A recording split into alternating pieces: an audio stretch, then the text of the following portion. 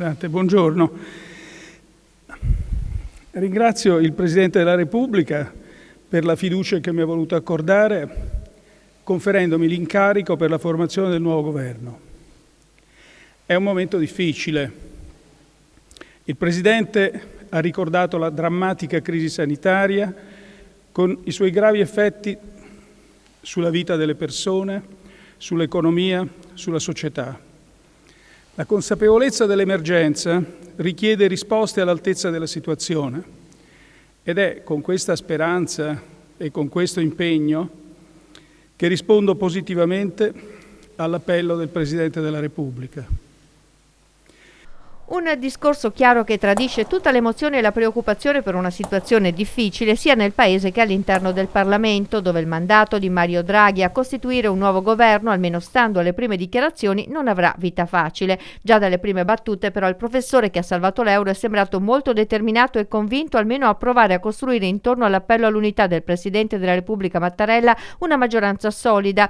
La borsa ha subito festeggiato l'incarico portando lo spread sotto quota 100. Dal Veneto, che è un po' la sua casa, anche se Mario Draghi per curriculum e status si può considerare ormai un cittadino del mondo, arriva l'appello ad agire in fretta per scongiurare una crisi politica e sociale. Lui stesso nel discorso inaugurale ha fatto accenno all'importanza di unire anche le forze sociali nel Paese in questo sforzo. Una storia particolare è quella del professore che ha guidato Banca Italia e BCE. Il padre Carlo, anche lui banchiere alla Banca d'Italia, era padovano, rimasto però ben presto orfano. Mario Draghi e i suoi 3 fratelli fin dall'adolescenza sono cresciuti con una zia. A Noventa Padovana ha incontrato quella che diventerà nel 1973 sua moglie Maria Serenella Cappello, famiglia dal passato nobiliare con dirette discendenze medicee. Nella cappella della villa di famiglia si celebrerà anche la cerimonia nuziale.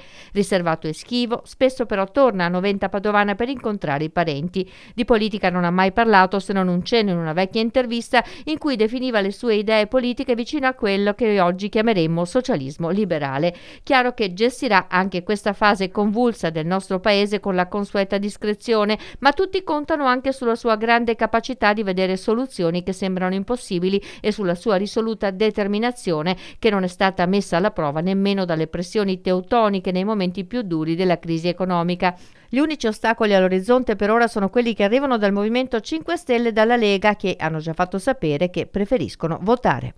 Vincere la pandemia, completare la campagna vaccinale, offrire risposte ai problemi quotidiani dei cittadini, rilanciare il Paese sono le sfide che ci confrontano. Abbiamo a disposizione le risorse straordinarie dell'Unione Europea. Abbiamo l'opportunità di fare molto per il nostro Paese con uno sguardo attento al futuro delle giovani generazioni e al rafforzamento della coesione sociale. Con grande rispetto mi rivolgerò innanzitutto al Parlamento, espressione della volontà popolare.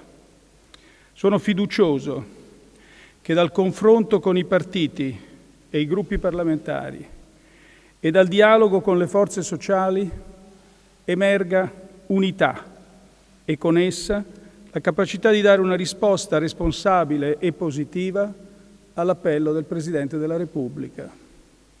Scioglierò la riserva al termine delle consultazioni. Buongiorno e buona giornata. Sì, aspetti, però prima me ne metto. Arrivederci.